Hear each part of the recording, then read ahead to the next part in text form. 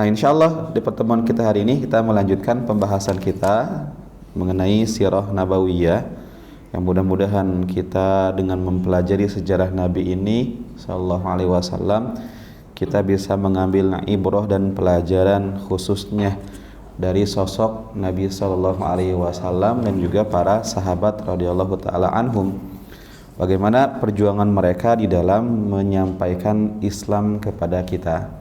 Saya sering menyampaikan kenapa kita harus berterima kasih kepada Rasulullah sallallahu alaihi wasallam, karena dengan sebab beliau kita mengenal Allah, kita mengenal Islam. Dan cara kita berterima kasih kepada beliau adalah dengan banyak bersalawat kepada beliau, salah satunya sallallahu alaihi wasallam. Dan yang lebih penting dari itu bukan hanya sebatas ucapan, akan tetapi kita mengikuti petunjuk dan sunnah-sunnah beliau sallallahu alaihi wasallam. Maka kita akan lihat bagaimana perjuangan beliau. Di pertemuan sebelumnya kan kita menjelaskan bagaimana awal mula dari dakwah beliau secara terbuka. Dimulai dari beliau berdiri di atas bukit Sofa untuk menyampaikan bahwa beliau adalah seorang nabi, dan ketika itu orang-orang pun ribut dengan pengumuman Nabi Sallallahu Alaihi Wasallam. Kemudian setelah itu mereka mengadakan rapat dadakan karena di momentum itu dekat dengan musim haji, dan mereka takut ketika musim haji kan orang-orang pada datang dari luar kota Mekah untuk hajian gitu kan. Meskipun hajinya ketika itu masih dengan tradisi jahiliyah, berarti memang ibadah haji itu sudah ada karena memang ibadahnya Nabi Ibrahim alaihissalam, cuman sudah diobak-abik tata caranya, mulai dari talbiyahnya, mulai dari wukufnya, mulai dari mabitnya sudah berubah, bahkan di dalamnya mengandung nuansa kesyirikan kepada Allah Subhanahu wa taala. Tapi intinya ketika mereka melihat bahayanya jangan sampai Nabi Muhammad berdakwah kepada orang-orang yang datang hajian, maka akhirnya mereka mengadakan rapat dadakan dan mengumpulkan pemimpin-pemimpin Quraisy yang dipimpin oleh salah satu tokoh mereka. Kemudian ketika mereka diminta sarannya, ayo kita kumpulkan satu pendapat tentang Muhammad, jangan sampai orang nanti malah berselisih paham karena kita. Maka pilih apa yang cocok untuk Muhammad. Yang satu mengatakan bagaimana kalau kita sebut orang gila. Kata pemimpin rapatnya, di Muhammad tidak terlihat ciri-ciri kegilaan. Kita kan paham kalau orang gila seperti apa, sikapnya, bicaranya. Di Muhammad nggak ada kegilaan. Kalau kita mengatakan Muhammad itu gila, orang-orang malah mendustakan kita. Maka yang satu mengatakan, kalau gitu kita katakan dukun, Muhammad itu dukun. Karena ternyata di ucapan Muhammad itu, Muhammad menceritakan tentang kejadian-kejadian yang akan datang hari kiamat dan sebagainya. Itu kan dukun. Kata pemimpin rapat, kita kan tahu bagaimana penampilan dukun, bagaimana jampe-jampenya, bagaimana yang kesehariannya. Kita kan tahu di Muhammad ada ciri-ciri kedukunan nggak ada. Makanya nah nanti kalau kita katakan dukun, orang-orang malah mendustakan kita. Yang satu lagi mengatakan kalau gitu katakan penyair Muhammad itu, yang mana dengan ucapannya itu luar biasa, kan syair mengalahkan syair-syair kita. Maka dia nggak setuju, dia mengatakan saya profesornya syair, istilahnya itu. Saya yang paling paham bagaimana sajak-sajak syair seperti apa, nggak cocok. Kalau gitu katakan penyihir, karena Muhammad menyihir seseorang dengan ucapannya. Maka orang ini pun berpikir, maka dia pun akhirnya mengambil kesimpulan yang lebih mendekati bahwa Muhammad itu adalah seorang penyihir. Dengan alasan apa? Dengan ucapannya Muhammad bisa memecah belah antara suami istri, anak dan orang tuanya berpisah. Mereka berbeda keyakinan dan akhirnya mereka berpisah di dunia. Maka itulah yang diambil dalam rapat tersebut. Tapi kata orang ini dia mengatakan, demi Allah, dalam ucapan Muhammad itu, Al-Quran yang dia bawa ada rasa manis yang menenteramkan jiwa. Sesungguhnya ucapan-ucapannya itu luar biasa, mengalahkan syair-syair yang ada gitu kan. Orang kafir saja menikmati dan mengakui kehebatan Al-Quran. Sedangkan kita gimana Pak? Lihat kita kalau baca Al-Quran semangatnya kapan? Ramadan. Setelah Ramadan bagaimana? Baca semangat sehalaman dua halaman, 5 menit kemudian tuh udah berubah posisi dia. Mulai nyenderan dia, udah nyenderan pindah lagi, mulai tiduran dia dan lain sebagainya. Itulah kita. Kata sahabat Utsman bin Affan, beliau mengatakan, "Lau sahhat qulubukum ma syabi'tum min kalami rabbikum."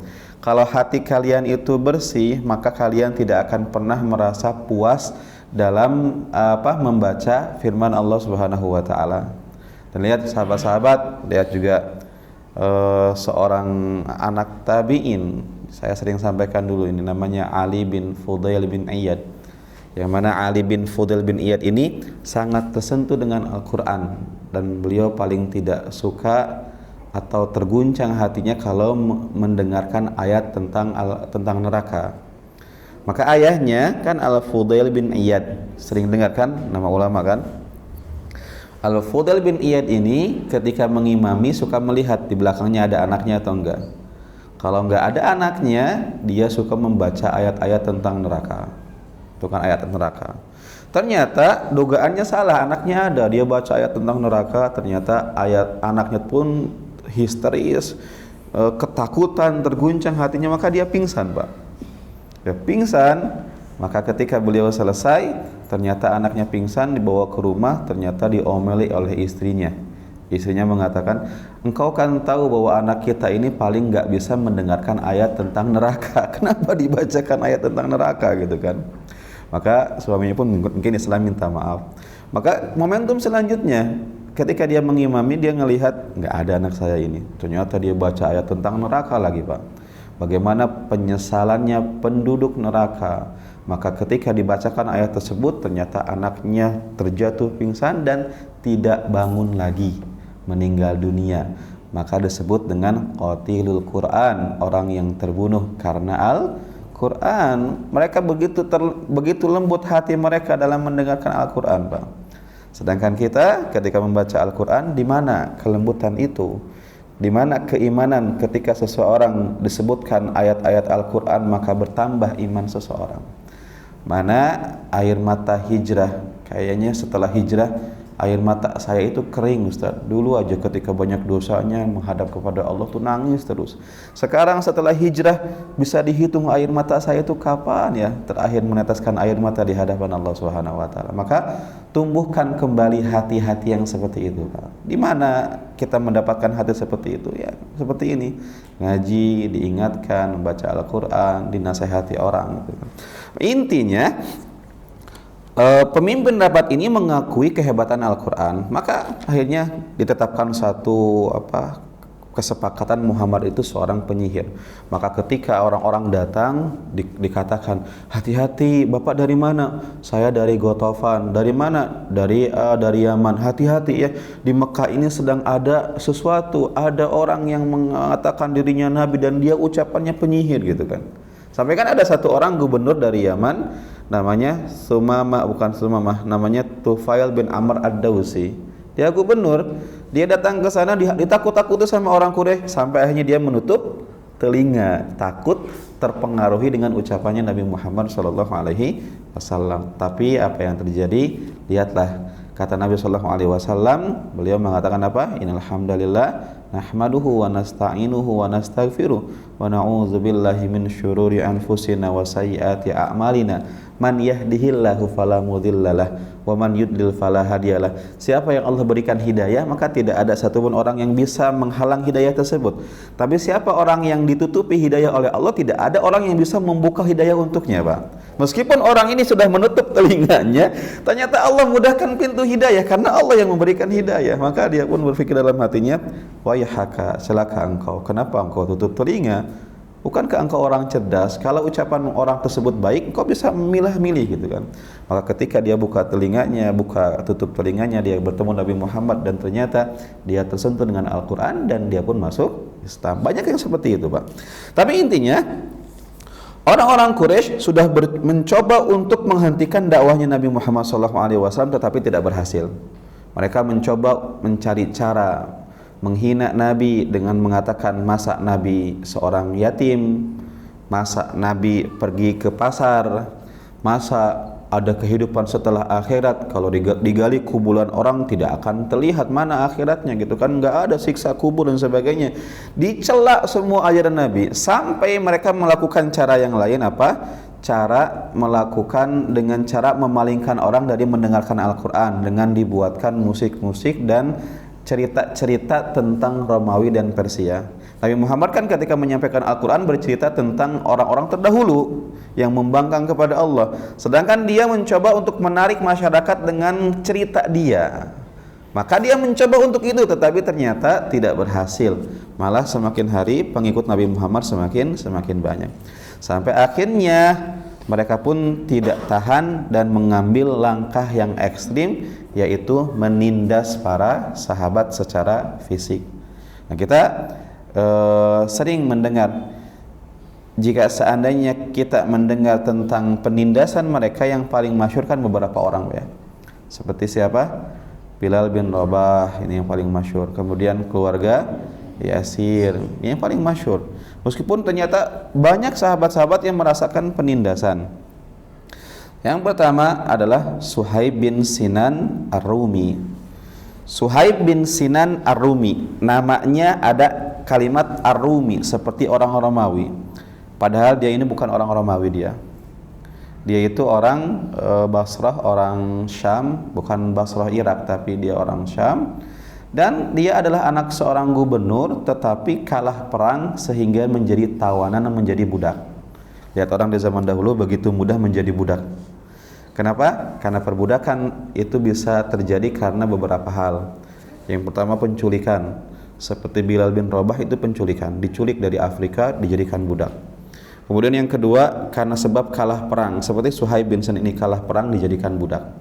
Yang ketiga adalah dijual oleh orang tuanya sendiri kadang, atau dijual oleh orang lain, seperti kisah Nabi Yusuf alaihissalam yang dijual oleh yang pengembara itu, pengembara yang dia mengambil air, ternyata dia dapatkan ada anak kecil, dia jual ke orang gitu kan. Maka itulah jadi sebab-sebab dari perbudakan yang ada. Saya sering sampaikan, kenapa Ustadz Islam tidak menghancurkan perbudakan? Karena satu budak itu harganya mahal, bisa sampai ratusan juta. Jika seandainya Islam datang menghancurkan perbudakan, maka orang-orang tidak akan menerima Islam, seakan-akan Islam telah mengambil hak mereka. Sebelumnya mereka telah mengeluarkan duit yang banyak, tiba-tiba Islam datang ternyata membebaskan mereka semua gitu kan. Akan ada kontra dari mereka. Tapi Islam datang untuk memanusiakan budak-budak yang ada. Bahkan tidak sedikit hadis yang menganjurkan seseorang membebaskan seorang budak muslim dengan janji bahwa Allah akan selamatkan dia nanti dari api neraka. Dan banyak lihat para sahabat seperti siapa? Seperti Abdurrahman bin Auf yang banyak membebaskan budak, dan sahabat-sahabat yang lain karena mereka mendengarkan hadis tersebut. Nah, Suhaib bin Sinan Ar-Rumi ketika datang ke kota Mekah adalah seorang budak. Maka dia pun disiksa sampai apa? Sampai ketika dia disiksa, dia pun sampai ngigo, hilang kesadaran dan mengucap ngigo lah. Bisa dibayangkan bagaimana siksaan orang yang ketika disiksa habis-habisan, dia sudah pingsan tapi mulutnya masih ngigo gitu, masih mengucapkan sesuatu. Berarti penyiksaannya itu berat. Dan mungkin disiksanya nggak sehari, hari ini disiksa, besoknya disiksa lagi. Kemudian selanjutnya Mus'ab bin Umair. Mus'ab bin Umair tentu tidak mendapatkan penyiksaan secara fisik, tetapi Mus'ab bin Umair ini dicabut fasilitas kehidupannya. Karena Mus'ab bin Umair ini seorang anak dari seorang konglomerat kaya di kota Mekah. Ketika dia masuk Islam, maka ibunya bertekad, bernazar tidak akan makan dan minum sampai anaknya keluar dari Islam. Maka dia pun bernazar itu, dan dia pun memang tidak makan, tidak minum. Ya, namanya tipikal orang kaya. Orang yang biasa hidup dengan kemudahan, ternyata diberikan kesulitan sehari saja mereka nggak kuat. Maka akhirnya kakaknya melihat itu dan mengatakan, "Wahai ibu, jangan seperti itu caranya untuk menyiksa Mus'ab bin Umair. Karena dia terbiasa dengan kenikmatan, cabut fasilitasnya dan usir dia." Sampai akhirnya dia pun dikeluarkan, diusir dari rumahnya. Disebutkan di sini, wa kana min an'amin nasi aishan. dia adalah orang yang paling nikmat kehidupan dunianya, tetapi setelah keluar dari rumah tersebut fatakhasyafa jilduhu takhassyafal hayya. Apa yang terjadi setelah itu? Maka dia pun hidupnya susah, bahkan kulitnya yang asalnya lembut berubah bersisik seperti ular yang bersisik, Pak. Artinya apa? Beliau meninggalkan dunia untuk meraih kebahagiaan akhirat. Tapi orang di zaman sekarang banyak menjual surganya untuk kehidupan dunia yang sesaat. Beliau korbankan semua itu, dan beliau pun berada dalam didikan Nabi sallallahu alaihi wasallam. Kemudian ini yang paling masyhur adalah Bilal bin Rabah. Bilal bin Rabah disiksa dengan beberapa tahap. Yang pertama, dia disiksa dengan cara apa? Diikat lehernya, dikalungkan sesuatu, kemudian dibuatkan tali, kemudian tali tersebut diberikan kepada anak-anak Mekah. Kemudian anak-anak Mekah tersebut menarik ke sana ke sini layaknya seekor binatang. Maka Bilal padahal kulitnya hitam, tapi dengan sebab ikatan tersebut terlihat merah di lehernya, Pak. Menunjukkan tarikan anak-anak orang Quraisy itu ternyata menyakitkan. Kemudian setelah itu Bilal pun dipukuli habis-habisan oleh tuannya, yaitu Umayyah bin Khalaf, sampai dia dipukuli pingsan. Kemudian di siang terik matahari dipukuli lagi.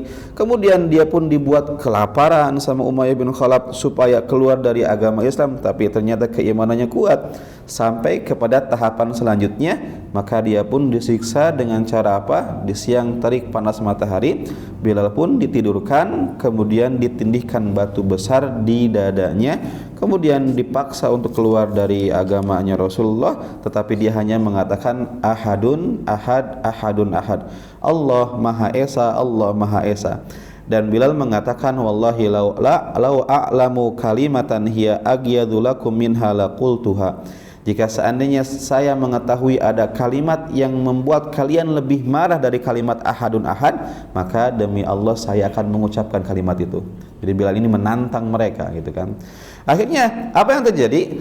Lewatlah Abu Bakar As-Siddiq di hadapan Bilal bin Rabah dan juga Umayyah bin Khalaf dan orang-orang yang menyiksa Bilal.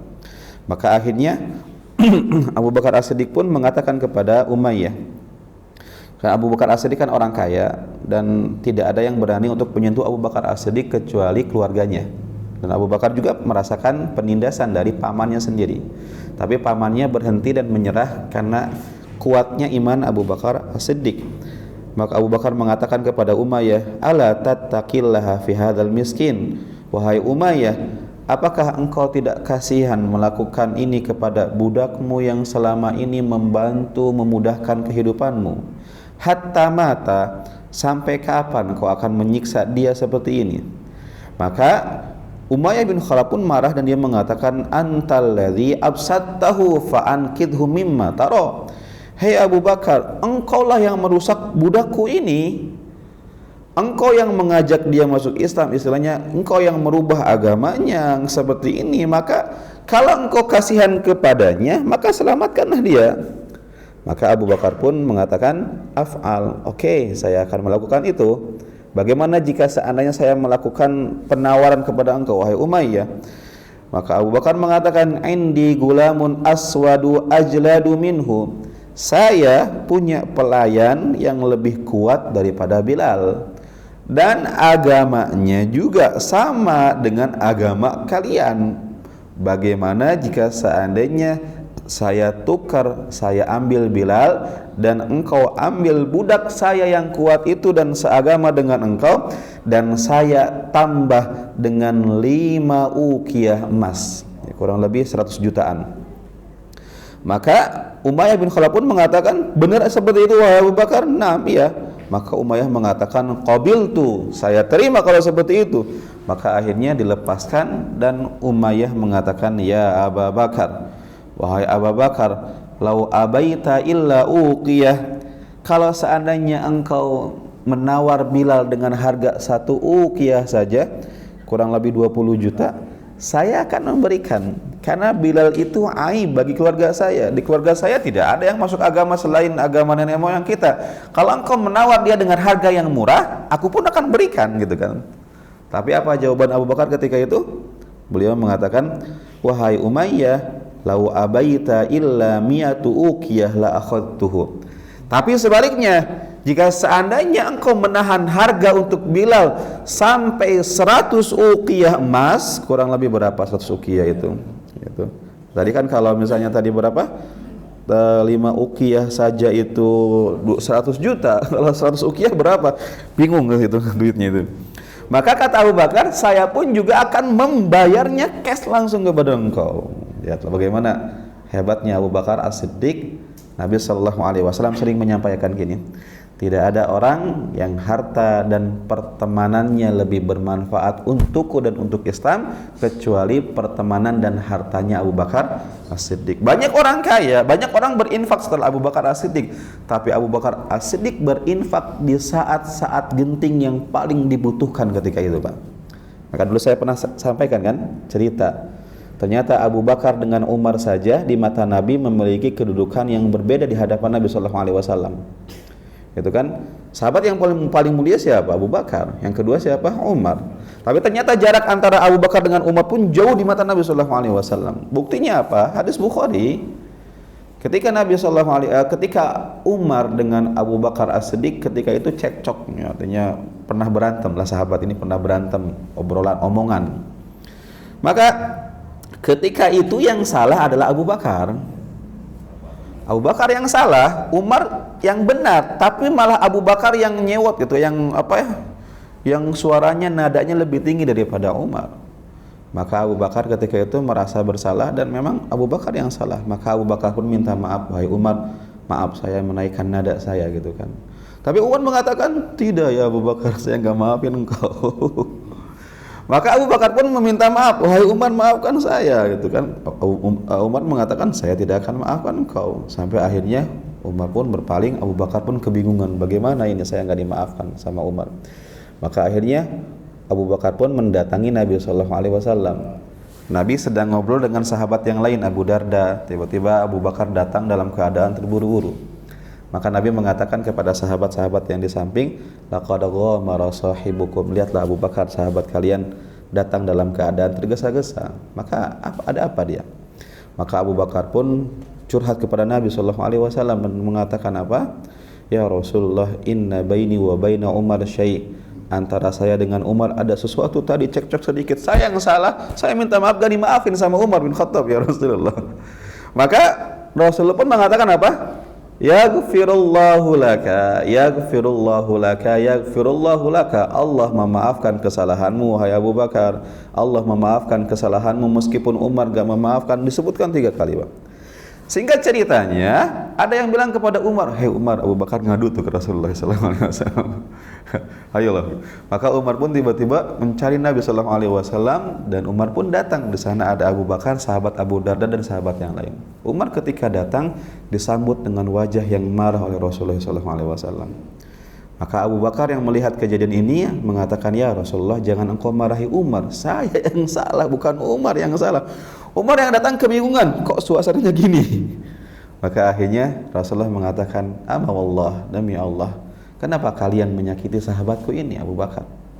Tidak ada orang yang harta dan pertemanannya lebih bermanfaat untuk saya dan untuk Islam kecuali pertemanan dan hartanya Abu Bakar As-Siddiq. Jika seandainya kalian memiliki keraguan dalam beriman kepadaku, Abu Bakar enggak ada 100% mengimani semua yang aku sampaikan kepadanya. Makanya kan beliau diberikan gelar apa? As-Siddiq. Makanya lihat, inilah amalan Abu Bakar As-Siddiq di awal dakwah. Beliau dengan hartanya banyak, menggelontorkan harta yang banyak untuk membebaskan mereka-mereka yang disakiti dari orang-orang lemah. Termasuk Bilal bin Rabah. Bukan Bilal saja, masih banyak budak-budak yang lain yang dibebaskan oleh Abu Bakar As-Siddiq. Makanya ayahnya pernah protes, kan nama ayahnya kan Abu Quhafah. Abu Quhafah pernah protes kepada Nabi kepada Abu Bakar. Ya Abu Bakar, dia mengatakan apa? Araka tu'tiqu riqaban di'afan. Engkau banyak membebaskan budak-budak yang lemah. Kenapa? Coba engkau bebaskan budak-budak yang kuat, yang nantinya mereka akan membalas kebaikanmu, gitu kan? Kalau budak-budak yang lemah, mereka bisa balas budi apa? Maka akhirnya Abu Bakar pun mengatakan, inni uridu wajhallah, wahai ayah, aku melakukan itu semuanya bukan karena ingin mendapatkan balasan dari mereka, akan tetapi aku melakukan itu semua untuk mendapatkan keridhaan Allah Subhanahu wa taala. Maka dengan sebab itu Allah menurunkan surat Al-Lail. Allah berfirman apa? Wa sayujannabuhal atqa alladzi yu'ti malahu yatazakka wa ma li ahadin 'indahu min ni'matin tujza illa ibtigha'a wajhi rabbihil a'la wa la sawfa yarda. Sesungguhnya kelak akan jauh dari neraka orang-orang yang bertakwa, akan dijauhkan dari neraka dan akan didekatkan kepada surga. Siapa orang yang bertakwa itu? Adalah orang yang menginfakkan hartanya untuk mensucikan dirinya, dan dia tidak melakukan kebaikan tersebut untuk mendapatkan balasan dari kebaikan itu, akan tetapi dia melakukan kebaikan tersebut ibtigha'a wajhi rabbihil a'la, mengharapkan keridhaan Allah Subhanahu wa taala, wala saufa yarda, dan dia kelak nanti akan ridho dengan balasan surga yang dia akan terima. Dan ayat ini turun tentang Abu Bakar As-Siddiq yang banyak menginfakkan hartanya untuk Islam dan membebaskan budak-budak yang ada. Maka tadi sudah kita sebutkan siapa saja. Mus'ab bin Umair yang dicabut fasilitas kehidupan kemewahannya, kemudian Suhaib bin Sinan Ar-Rumi yang disiksa sampai pingsan dan sampai ngigo, kemudian Bilal bin Rabah yang disiksa dengan tahapan-tahapan, diikat lehernya, dijadikan mainan oleh anak-anak orang Quraisy, dipukuli, kemudian dibuat kelaparan dan sampai disiksa di siang terik matahari, ditaruh batu besar. Kemudian selanjutnya Ammar bin Yasir, Pak. Ammar bin Yasir, keluarga Yasir disiksa oleh Abu Jahal. Karena Ammar bin Yasir ini adalah mantan budak dari perkampungannya Abu Jahal, Bani Makhzum. Makanya Abu Jahal ini orang yang paling banyak memusuhi Islam dan Rasulullah SAW. Ketika keluarga Yasir ini masuk Islam dan diketahui oleh Abu Jahal dan kelompoknya, maka akhirnya Yasir, istrinya Sumayyah dan juga anaknya Ammar diikat dan disiksa setiap hari. Nabi SAW tentu sebagai seorang pemimpin, ketika beliau melewati pengikutnya disiksa habis-habisan seperti itu, tentu beliau sedih. Tapi akan tetapi Nabi belum bisa melakukan sesuatu ketika itu. Yang Nabi motivasikan kepada para sahabat yang disiksa adalah surga. Nabi mengatakan kepada keluarga Yasin dengan perkataan yang masyhur sampai sekarang. Nabi mengatakan, sabron ala Yasir fa inna mau'idakumul jannah. Bersabarlah wahai keluarga Yasir, karena janji yang Allah berikan kepada kalian adalah surga.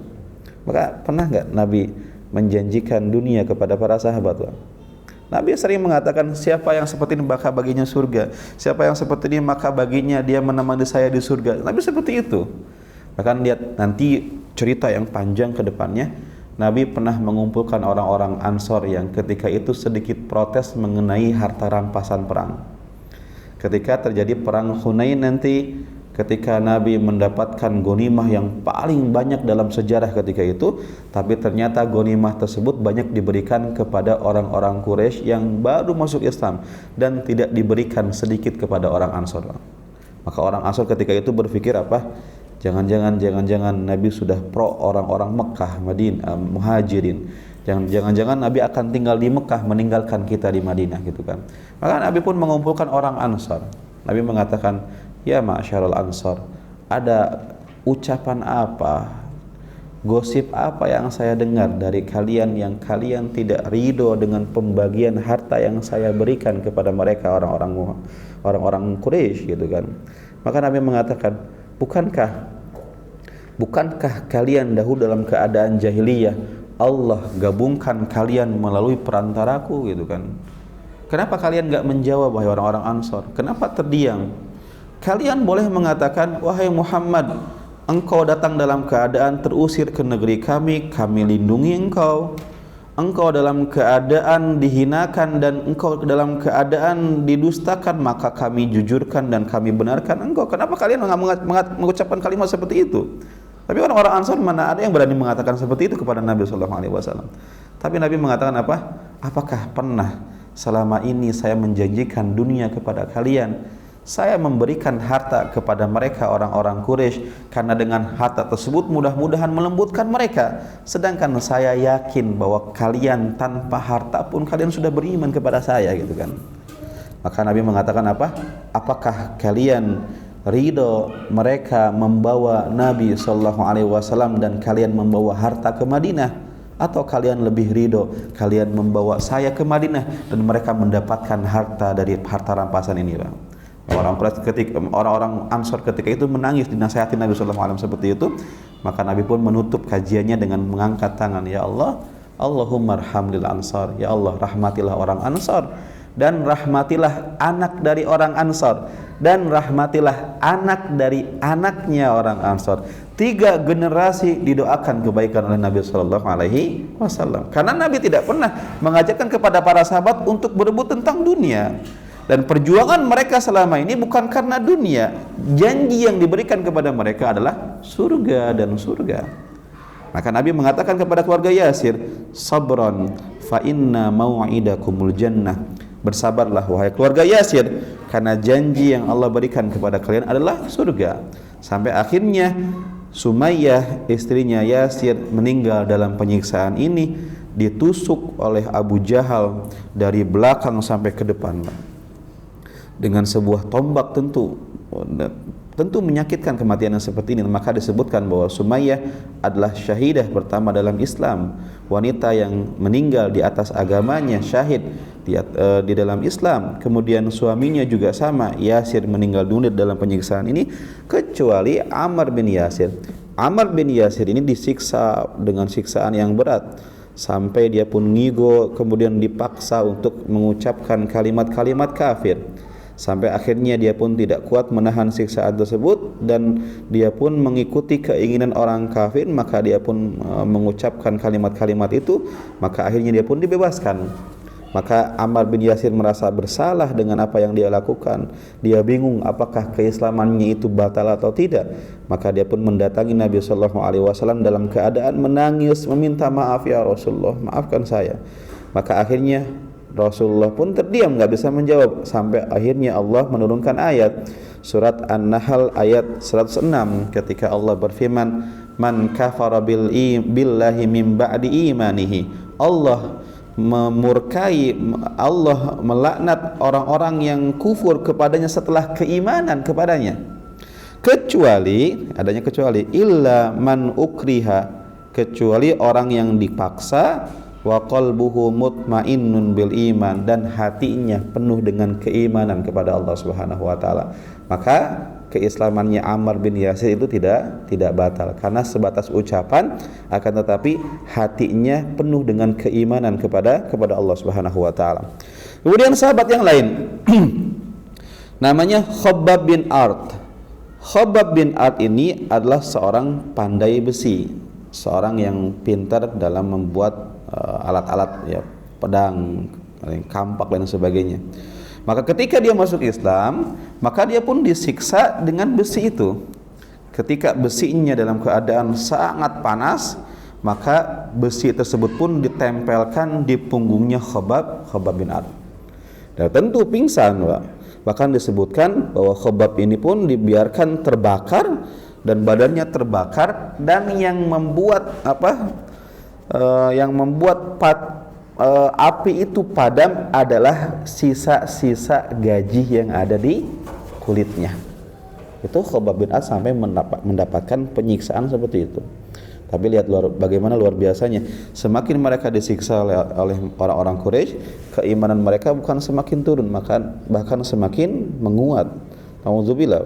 Tapi intinya kita berdoa kepada Allah. Kalau kita berdoa kepada Allah, belum tentu kita kuat seperti mereka. Kita berdoa kepada Allah diberikan keamanan, tidak diberikan fitnah di atas agama kita, diberikan kemudahan dalam beribadah kepada Allah. Tentu setiap orang punya lembarannya masing-masing, Pak. Kita sering kadang mendengar bagaimana penduduk Suriah yang dipaksa untuk menyembah mereka, orang Syiah. Kemudian keluarganya ada yang dibantai di depan bapaknya, ada anak perempuan yang diperkosa di depan suaminya, di depan bapaknya gitu kan. Kita mendengar penyiksaan-penyiksaan itu yang mereka dipaksa untuk keluar dari Islam. Maka belum tentu kita kuat menahan siksaan-siksaan tersebut. Maka intinya kita berbicara tentang siksaan ini untuk mengambil ibrah dan pelajaran. Ibrahnya apa? Kita diberikan keamanan oleh Allah Subhanahu wa taala. Tugas kita adalah beribadah kepada Allah Subhanahu wa taala. Mereka diberikan ujian seperti ini, ya ujian mereka seperti ini. Ujian mereka seperti itu dan mereka berhasil dalam melewati ujian tersebut. Kemudian sahabat yang lain, Zinnirah. Zinnirah ini seorang budak dan dia pun disiksa habis-habisan sampai matanya buta.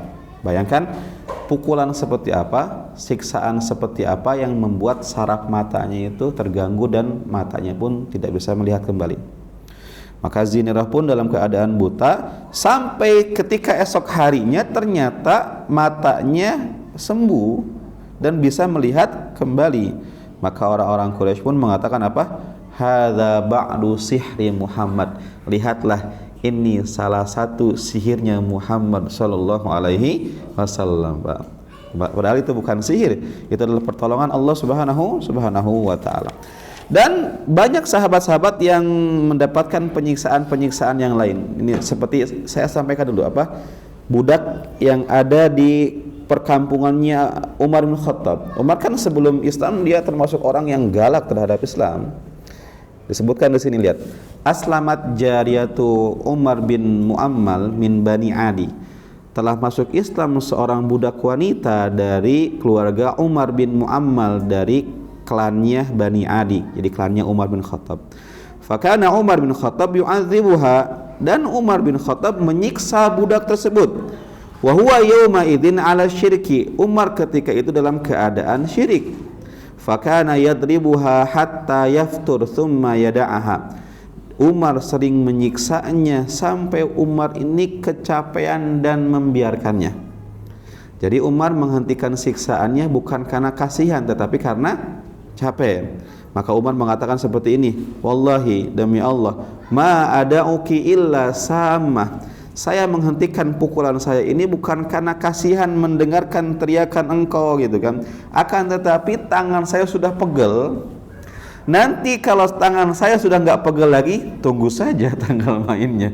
Saya kembali siksa engkau.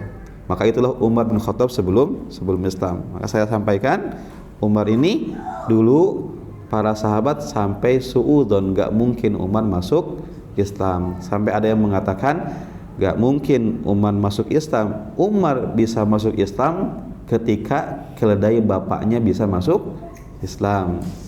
Artinya apa? Keledai gak bisa mengucapkan syahadat, dan itu tidak mungkin. Maka para sahabat menganggap tidak mungkinnya Umar masuk Islam karena perlawanan dan permusuhannya terhadap Islam.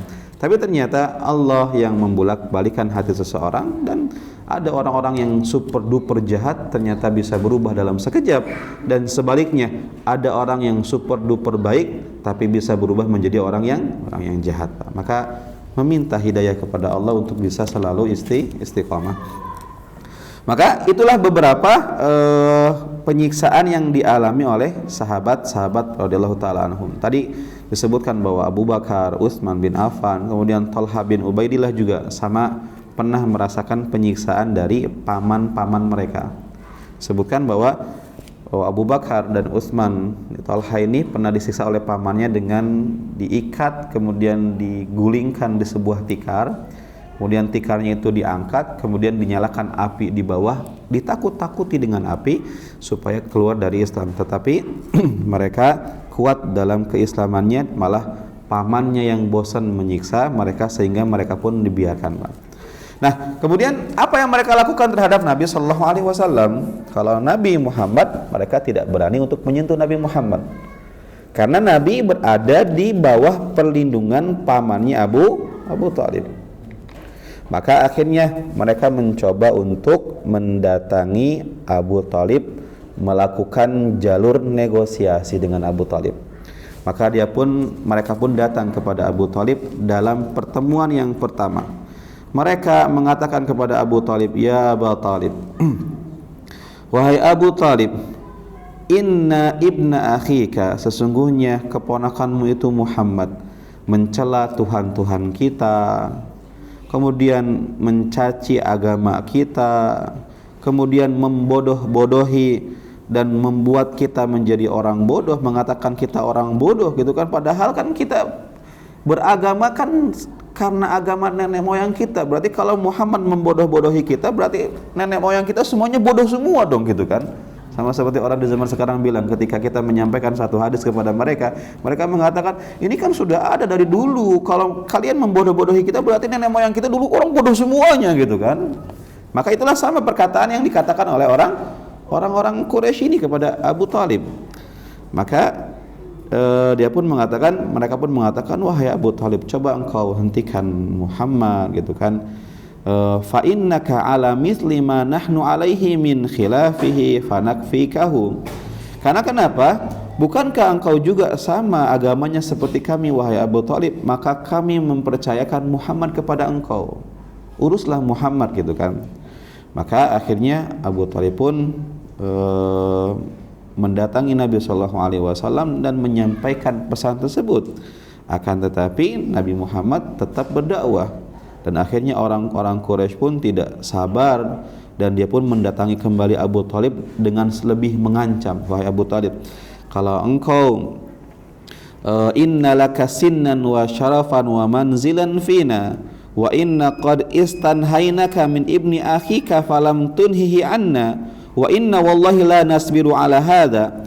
Wahai Abu Talib, engkau punya kemuliaan, kedudukan di mata kami, dan kami mempercayakan keponakanmu kepada engkau, tetapi ternyata engkau tidak menghentikannya, dan kami tidak akan tidak sabar dengan apa yang dia lakukan dari mencela nenek moyang kita, kemudian membodoh-bodohi kita, kemudian mencela agama kita, sampai kalau engkau tidak menghentikannya, biarkan kami yang menghentikannya. Maka mereka sedikit mengancam kepada Abu Talib, dan Abu Talib pun menyampaikan kepada Rasulullah SAW, tetapi Nabi SAW menjawab dengan perkataan yang sangat terkenal. Nabi mengatakan, wahai paman, demi Allah, jika seandainya mereka meletakkan matahari di tangan kanan saya, kemudian bulan di tangan kiri saya, supaya saya meninggalkan dakwah ini, saya tidak akan meninggalkan dakwah ini sampai Allah yang menjadi penengah. Apakah saya yang menang di atas ketauhidan ini, atau mereka yang menang di atas kesyirikan dan kebatilan mereka?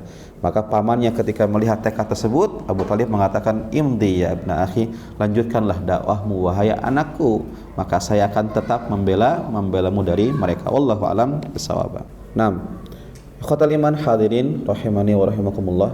Jadi tadi kita sampaikan bagaimana cara orang-orang Quraisy yang ingin menekan Islam. Mereka melakukan dengan cara yang lembut terlebih dahulu, akan tetapi lama-kelamaan mereka menggunakan kekerasan secara fisik, sehingga para sahabat banyak yang merasakan penindasan itu.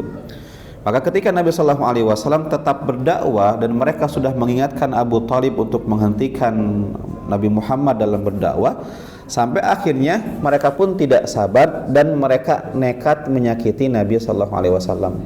Maka dalam bab ini ada bab i'tidaatu ala Rasulillah SAW. Jadi hal-hal yang didapatkan Nabi SAW dari penindasan dari mereka. Tentu yang menjadi biang kerok pertama dalam mereka berani untuk menyakiti Nabi SAW adalah pamannya sendiri, yaitu Abu Lahab. Jadi Abu Lahab yang dalam kisah disebutkan Nabi Muhammad ketika berdakwah ke satu orang, bahkan ketika musim haji dakwah di satu tenda, kan kalau musim haji kan ada orang nginap di Mina, di Muzdalifah gitu kan. Maka Nabi mendatangi tenda-tenda tersebut, Nabi mendakwahi mereka, dan pamannya Abu Lahab selalu menimpal. Abu Lahab mengatakan apa? Jangan dengarkan orang ini, dia adalah keponakan saya dan dia seorang yang gila, penyihir, bisa memisahkan orang, maka jangan dengarkan. Maka Nabi pun selalu diikuti, kemanapun Nabi pergi, ke tenda ini, ke tenda ini, diikuti sama Abu Lahab. Sampai akhirnya Abu Lahab ini melihat Nabi Muhammad gak berhenti-berhenti juga dalam dakwahnya, maka Abu Lahab ini melempar Nabi dengan batu sampai kaki Nabi SAW berdarah. Kemudian ketika putra Nabi yang namanya Abdullah putra yang kedua setelah Al-Qasim meninggal dunia, maka Abu Lahab ini pun langsung mengumumkan ke masyarakat Quraisy dan dia mengatakan, "Absyir, berbahagialah karena Muhammad nasabnya sudah terputus." Karena semua anak laki-lakinya sudah meninggal kan, Al-Qasim putra yang pertama meninggal dan yang terakhir adalah Abdullah. Kan sisanya putri semuanya, Zainab, Ruqayyah, Ummul Kulthum, Fatimah, perempuan semua. Maka dengan meninggalnya Abdullah ini terputuslah nasabnya Muhammad, maka berbahagialah orang Quraisy. Maka dengan sebab itu Allah pun menurunkan surat Al-Kautsar yang bunyinya apa? Inna a'tainakal kautsar. Wahai Muhammad, kami memberikan kenikmatan yang banyak kepadamu. Fasholli li rabbika wanhar, maka salatlah dan menyembelihlah. Inna syani'aka huwal abtar. Sesungguhnya orang yang terputus itu bukan engkau yang ditinggal meninggal oleh anaknya, tetapi orang yang terputus itu adalah orang-orang yang membencimu dan membenci syariatmu, wahai Muhammad. Maka Allah menurunkan surat ini kejadiannya karena Abu Lahab yang mengumumkan kepada orang-orang Quraisy, berbahagialah wahai orang Quraisy karena Muhammad sudah terputus nasabnya. Maka kemudian lihat lagi apa yang terjadi. Istrinya Abu Lahab, Ummu Jamil, dia kelakuannya apa? Nabi SAW ketika melakukan sholat malam di malam hari, dia suka menabur duri-duri supaya diinjek Nabi SAW. Dan dia punya kalung mahal dan kalung tersebut dia jual, rela dia jual, dan duitnya digunakan untuk memusuhi Nabi Muhammad SAW. Makanya kan Allah berikan balasan kepada Ummu Jamil ini dengan nanti dia akan diberikan kalung dari neraka, lehernya diberikan kalung dari api neraka, karena dia tuh punya kalung mahal yang dijual untuk hasilnya untuk menentang Islam. Dan dia pun menebar duri di jalannya Nabi SAW, dan dia pun pernah ingin memukul Nabi dengan batu. Ketika itu dia pun marah karena dia disebutkan namanya dalam Al-Quran. Maka Nabi sedang duduk dengan Abu Bakar As-Siddiq dan dia datang membawa batu. Kemudian dia pun datang kepada Abu Bakar, "Hai Abu Bakar, di mana sahabatmu Muhammad? Dia telah mencelaku dalam syairnya," gitu kan. Padahal Nabi Muhammad di samping Abu Bakar As-Siddiq. Abu Bakar kebingungan, ini dia orang cari Nabi Muhammad, sedangkan Nabi Muhammad di samping saya, gitu kan. Tapi Abu Bakar tidak mengatakan ini Nabi di sini. Tapi akhirnya dia pun komat kamit, dia marah-marah dengan menggunakan syair. Dia mengatakan, "Mudhammaman asayna wa amruhu abaina wa dinuhu qalaina." Dia membalas dengan syair dia mengatakan apa? Muhammad orang tercela, kata dia. Urusannya kita tolak, agamanya kita tolak, kata orang ini, kata Ummu Jamil istrinya Abu Lahab ini. Sampai ketika dia pun berlalu, Abu Bakar pun bertanya, "Ya Rasulullah, amma taraha ra'atka?" Apakah dia memang tidak bisa melihat Anda? Nabi mengatakan, "Ma ra'atni laqad akhadallahu bi basariha." Ummu Jamil ini tidak melihat saya karena kenapa? Allah menutup pandangannya dari melihat saya. Ini mukjizatnya Nabi Muhammad SAW. Tapi mulai dari sini mereka berani untuk menyakiti Nabi SAW dan penyiksaan-penyiksaan yang lain terhadap Nabi. Insya Allah kita akan sampaikan di pertemuan yang selanjutnya, Pak. Maka wallahu a'lam bishawab. Pak, mudah-mudahan memberikan ibrah dan pelajaran bagi kita bagaimana perjuangan Nabi dan para sahabat di dalam bertahan dan menyampaikan Islam kepada kita. Wallahu a'lam bishawab. Ada hal yang ingin ditanyakan, Pak? Silakan, Pak. Dari penindasan para sahabat, Ustaz ya. Ustaz juga sempat menyinggung perihal saudara kita yang ada di negeri Suriah dan lainnya gitu. Apakah dengan diamnya di negara-negara Jazirah Arab salah satu metode Rasulullah SAW yang telah diikuti, yang dimana sahabat ditindas tapi Rasulullah saat itu hanya berdoa dijadikan surga itu? Apakah seperti itu, Ustaz? Baik, Pak. Tentu yang pertama kita sedih melihat ikhwan kita yang disakiti di negeri-negeri orang gitu kan, karena mempertahankan agama mereka. Apa yang bisa kita lakukan untuk mereka? Kita tidak bisa terjun kepada mereka karena ada aturan internasional gitu kan. Maka yang bisa kita lakukan adalah mendoakan mereka supaya mereka diberikan kesabaran oleh Allah dalam ujian ini, dan juga ya kita berdoa kepada Allah Subhanahu wa taala supaya fitnah yang menimpa mereka cepat dicabut oleh Allah Subhanahu wa taala gitu kan. ya doakan mereka. Bukan berarti kita tidak ingin membela mereka, karena ada aturan internasional yang tidak bisa, artinya kita tidak bisa membantu mereka secara terbuka gitu kan, secara bebas. Adapun misalnya membantu mereka secara sembunyi-sembunyi, maka wallahu alam. Saya pun mendengar ada beberapa negara yang dohirnya tidak terlihat membantu, padahal sebetulnya mereka membantu dari belakang. Maka lakukan apa yang bisa kita lakukan untuk mereka, Pak. Kalau kita tidak bisa membantu mereka secara fisik, maka bantu mereka dengan doa dan lain sebagainya gitu kan. Wallahu a'lam bishawab, itu mungkin Pak Hadi yang bisa saya sampaikan. Jadi apakah tidak berdosa kita membiarkan mereka dalam keadaan tersiksa? Sih zahirnya sih tidak, Pak. Tidak sampai. Apakah itu seperti metodologi Nabi yang membiarkan mereka tersiksa karena kita tidak memiliki power dan kekuatan saat ini? Ya mungkin seperti itu. Karena Nabi ketika melihat para sahabatnya tersiksa, Nabi tidak punya power. Kalau Nabi misalnya menggunakan fisik ketika itu, maka dampaknya akan lebih buruk. Maka mungkin boleh jadi bisa kita kiaskan dengan keadaan Nabi Shallallahu Alaihi Wasallam dan para kaum muslimin yang ada saat ini.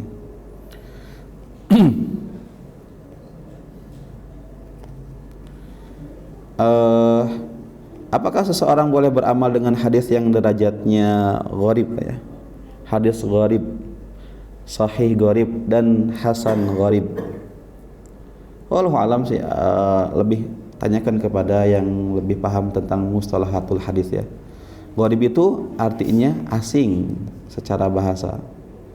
Apakah yang dimaksud dengan gharib itu adalah hadis yang dhaif atau tidak? Kalau misalnya itu dhaif maka tidak boleh. Tapi kalau misalnya gharib itu ada istilah hasan gharib, sahih gharib, wallahu alam. Apakah memang tapi gharib itu kalau tidak salah seperti hadis ahad, Pak. Ahad itu hadis yang diriwayatkan oleh satu orang gitu kan. Apakah gharib ini sama dengan ahad? Maka kalau misalnya sama seperti ahad, kalau misalkan ada derajat hasan dan sahih, maka Allah alam mungkin bisa diamalkan. Yang tidak bisa diamalkan adalah hadis-hadis yang dhaif.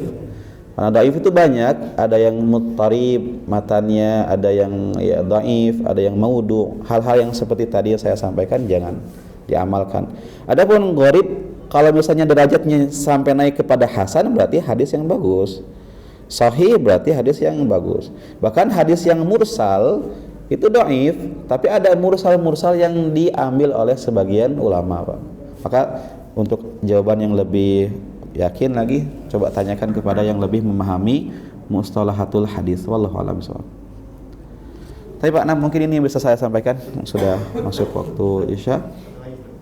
Perihal kayak tadi si Amr bin Yasir, beliau disiksa tetapi hatinya masih iman, Ustaz. Bagaimana dengan zaman sekarang, Ustaz? Misalkan beliau di daerah pemerintahan atau di lingkup pemerintahan gitu, Ustaz. Pengen mengungkapkan suatu kebenaran gitu, Ustaz. Tetapi dia sebenarnya di hatinya ada kebenaran, keimanan, tapi dipaksa untuk salah satu untuk berbuat kejelekan. Itu hukumnya seperti apa, Ustaz?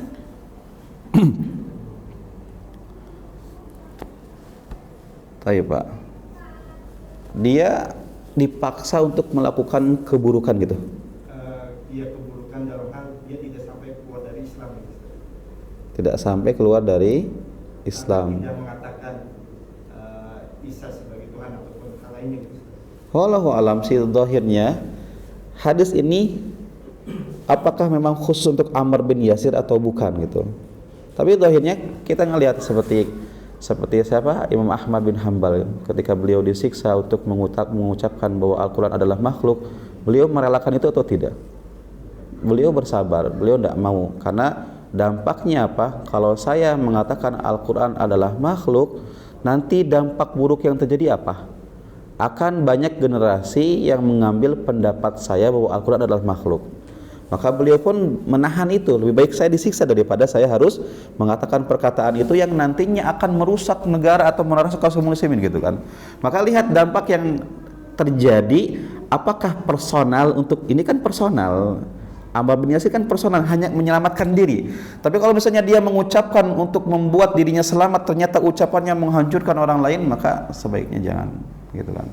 Wallahu a'lam bishawab. Maka melihat relatif keadaannya seperti apa, apakah bisa melebar mafsadat madaratnya untuk orang lain. Karena kalau Amr bin Yasir dampaknya hanya kepada Ammar bin Yasir saja, bukan kepada orang lain. Wallahu a'lam bishawab, seperti itu mungkin Pak. Baik, kita akhiri, mohon maaf kelebihan waktunya. Subhanakallahumma wa bihamdika asyhadu an la ilaha illa anta astaghfiruka wa atubu ilaik. Wassalamualaikum warahmatullahi wabarakatuh.